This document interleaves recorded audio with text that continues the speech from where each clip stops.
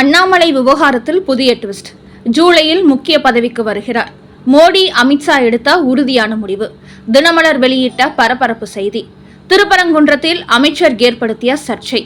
மீண்டும் சீனில் வந்த GR சுவாமிநாதன். வணக்கம் நண்பர்களே. தமிழக பாஜகவின் முன்னாள் தலைவர் அண்ணாமலை அடுத்து எப்படிப்பட்ட பதவிக்கு நியமிக்கப்பட உள்ளார் என்பது பெரும் சஸ்பென்ஸாக இருந்து வருகிறது. சட்டமன்ற தேர்தலுக்கு முன்பே மதுரையில் நடைபெற்ற ஒரு நிகழ்ச்சியில் அண்ணாமலை தேசிய பொறுப்புக்கு வரப்போகிறார் என்று அமித்ஷா கூறியிருந்தார். ஆனால் நடந்து முடிந்த தேர்தலில் தமிழ்நாட்டின் பாஜக ஒரே ஒரு தொகுதி மட்டுமே வெற்றி பெற்றதால் அடுத்து பாஜகவை வளர்க்க வேண்டும் என்பதற்காக அவரை மீண்டும் மாநில தலைவராக கொண்டு வர திட்டமிடப்பட்டு வருவதாகவும் கூறப்படுகிறது. என்றாலும் பாஜக மேலிடம் இதுவரை எந்த ஒரு அதிகாரப்பூர்வ தகவலையும் வெளியிடவில்லை. எல்லாமே யூகத்தின் அடிப்படையில் வெளியாகும் செய்திகளாகவே உள்ளன. இந்த நிலையில்தான் ஏற்கனவே வெளியான ஒரு செய்தியை தினமலர் நாளிதழ் உறுதிப்படுத்தியிருக்கிறது. அவர்கள் வெளியிட்டுள்ள செய்தியில், முன்னாள் பாஜக தலைவர் அண்ணாமலை ஆந்திராவிலிருந்து எம்பியாக தேர்வு செய்யப்பட இருப்பதாக தெரிவித்துள்ளார்கள். அதாவது ஆந்திரா, குஜராத், ராஜஸ்தான், கர்நாடகா, மத்திய பிரதேசம், மணிப்பூர் உள்ளிட்ட பல மாநிலங்களிலிருந்து ராஜ்யசபா எம்பிகளாக தேர்வு செய்யப்பட்ட 24 பேரின் பதவிக்காலம் வருகிற ஜூன் மாதம் 21ஆம் தேதி ஜூலை 19ஆம் தேதியுடன் நிறைவடைய உள்ளது. அதோடு தமிழ்நாட்டிலிருந்து அதிமுக ராஜ்யசபா எம்பியாக தேர்வு செய்யப்பட்ட CV சண்முகம் சட்டசபை தேர்தலில் வெற்றி பெற்றதை அடுத்து அந்த பதவியை ராஜினாமா செய்துவிட்டார். அந்த MP தொகுதிக்கான ஆயுள் 2028 வரை உள்ளது. அதற்கும் தற்போது தேர்தல் நடைபெற உள்ளது. இந்த நிலையில்தான் ஆந்திரா உள்ளிட்ட பல மாநிலங்களில் நடைபெற உள்ள ராஜ்யசபா தேர்தலுடன் தமிழக ராஜ்யசபா இடத்திற்கும் தேர்தல் நடைபெறுகிறது. இதற்கான அறிவிப்பை விரைவில் தேர்தல் ஆணையம் வெளியிடுகிறது. குறிப்பாக ஆந்திராவிலிருந்து மட்டும் 4 எம்பிகள் தேர்வு செய்யப்படுகிறார்கள். அங்கு தற்போது ஆட்சியில் இருக்கும் தெலுங்கு தேசம், பாஜக, ஜனசேனா போன்ற தேசிய ஜனநாயக கூட்டணி கட்சிகள் ஏற்கனவே தாங்கள் போட்டுள்ள ஒப்பந்தத்தின்படி அந்த 4 எம்பிகளில் ஒரு ராஜ்யசபா MP பதவியை தமிழக பாஜகவின் முன்னாள் தலைவர் அண்ணாமலையை நிறுத்த முடிவெடுத்துள்ளார்கள். இதுகுறித்து டெல்லி பாஜக கூட்டணி கட்சிகளிடத்தில் தெளிவாக சொல்லிவிட்டதாகவும் தினமலர் நாளிதழ் அந்த செய்தியில் தெரிவித்திருக்கிறது. அதனால் அண்ணாமலை அடுத்து ராஜ்யசபா MP ஆகிவிடுவார் என்பதை இந்த செய்தி மேலும் உறுதிப்படுத்துகிறது. அந்த வகையில் அண்ணாமலை குறித்து பலதரப்பட்ட செய்திகள் வெளியாகி வரும் இந்த நேரத்தில் தற்போது தினமலர் அவர் மாநில பாஜக தலைவர் ஆவதற்கு வாய்ப்பில்லை, ராஜ்யசபா MP ஆகி டெல்லி அரசியலுக்கு சென்று விடுவார் என்பது போன்று செய்தி வெளியிட்டுள்ளார்கள். ஏற்கனவே மதுரை வந்திருந்த அமித்ஷா அண்ணாமலை தேசிய அரசியலுக்கு வரப்போகிறார் என்று தெரிவித்திருந்த நிலையில் இப்போது அவர் ராஜ்யசபா MP-யாக போகிறார் என்று வெளியாகியுள்ள செய்திகளை பார்க்கும்போது கிட்டத்தட்ட இது உறுதியாகிவிடும் என்றே தெரிகிறது. அடுத்த செய்தி. திருப்பரங்குன்றம் கோவிலுக்கு அமைச்சர் நிர்மல்குமார் சென்றபோது நடந்தது என்ன? அறிக்கை கேட்ட நீதிபதி GR சுவாமிநாதன். கடந்த திமுக ஆட்சி காலத்தில் திருப்பரங்குன்றம் மலை உச்சியில் உள்ள தீபத்தூணில் தீபம் ஏற்ற வேண்டும் என்று மதுரை நீதிமன்ற நீதிபதி GR சாமிநாதன் உத்தரவிட்டார். ஆனால் இந்து விரோத திமுக ஆட்சி அதற்கு தடை போட்டுவிட்டது.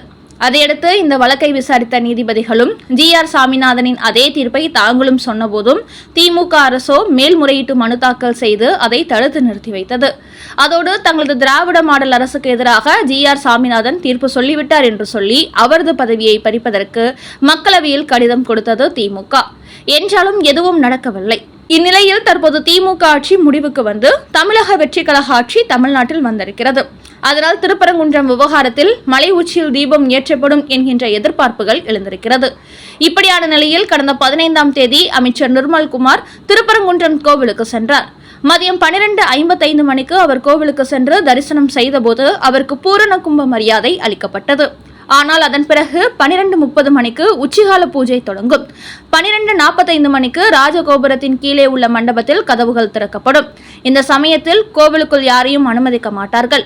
ஆனால் அமைச்சர் நிர்மல்குமார் கடந்த 15ஆம் தேதி மதியம் 1 மணிக்கு கோவிலுக்குள் சென்றவர் 1:05க்கு மூலஸ்தானத்தில் தரிசனம் செய்திருக்கிறார். இது கடுமையான விமர்சனங்களை ஏற்படுத்தியிருக்கிறது. பொதுமக்களுக்கு ஒரு சட்டம், அமைச்சருக்கு இன்னொரு சட்டமா என்று பலரும் கேள்வி எழுப்ப தொடங்கிவிட்டார்கள். இப்படியான நிலையில் கோவில்களில் சிறப்பு கட்டண தரிசனம் குறித்த ஒரு மனு மதுரை உயர்நீதிமன்றத்தில் நீதிபதி GR சாமிநாதன் அமர்வில் விசாரணைக்கு வந்தது. அப்போது திருப்பரங்குன்றம் கோவிலில் அமைச்சர் நிர்மல்குமாருக்காக நடை தாமதமாக சாத்தப்பட்டதாக குற்றச்சாட்டு எழுந்திருக்கிறது. அதோடு அமைச்சர் கருவறைக்கு சென்று சாமி தரிசனம் செய்த வீடியோவும் வெளியாகியிருக்கிறது. அதனால் கடந்த 15ஆம் தேதி அமைச்சர் நிர்மல்குமார் திருப்பரங்குன்றம் கோவிலுக்கு சென்றபோது நடந்தது என்ன என்பது குறித்து அறநிலையத்துறை ஒரு வாரத்துக்குள் அறிக்கை தாக்கல் செய்ய வேண்டும் என்று நீதிபதி GR சாமிநாதன் உத்தரவிட்டுள்ளார். அது மட்டுமின்றி கார்த்திகை தீப திருவிழாவில் தீபத்தூணில் விளக்கேற்றும் விவகாரத்திற்கு பிறகு தற்போது மீண்டும் திருப்பரங்குன்றம் வழக்கு நீதிபதி GR சாமிநாதன் அமர்வில் விசாரணைக்கு வந்திருக்கிறது.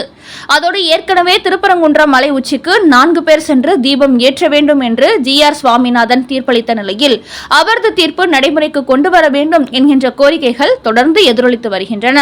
அதனால் திமுக அரசு எடுத்த அதே நிலைப்பாட்டை தான் தமிழக வெற்றிக் கழகமும் எடுக்கப் போகிறதா, இல்லை திமுக அரசு தாக்கல் செய்த மனுக்களை திரும்ப பெற்று மலை உச்சியில் தீபம் ஏற்றுவதற்கு விஜயின் அரசு அனுமதிக்கப் போகிறதா என்பதை பொறுத்திருந்து பார்ப்போம்.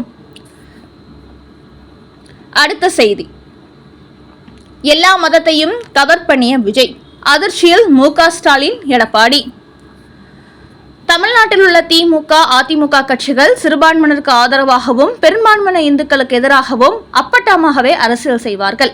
ஆனால் விஜயை பொறுத்தவரை நான் இந்து, கிறிஸ்துவ, முஸ்லிம் மூன்றும் கலந்த முகமாக இருக்கிறேன் என்று சொன்னதோடு தற்போது தமிழக வெற்றிக் கழக அமைச்சரவையில் தலித் மற்றும் சிறுபான்மையினருக்கு கூடுதல் முக்கியத்துவம் கொடுத்திருக்கிறார். குறிப்பாக சொல்ல வேண்டும் என்றால் சிறுபான்மைத்துறை அமைச்சராக ஒரு முஸ்லிமையும், இந்து சமய அறநிலைத்துறை அமைச்சராக ஒரு பிராமணரையும் நியமித்திருக்கிறார். திமுக, அதிமுக கட்சிகளை பொறுத்தவரை பிராமணர்களுக்கு நேரெதிராக செயல்படுவார்கள்.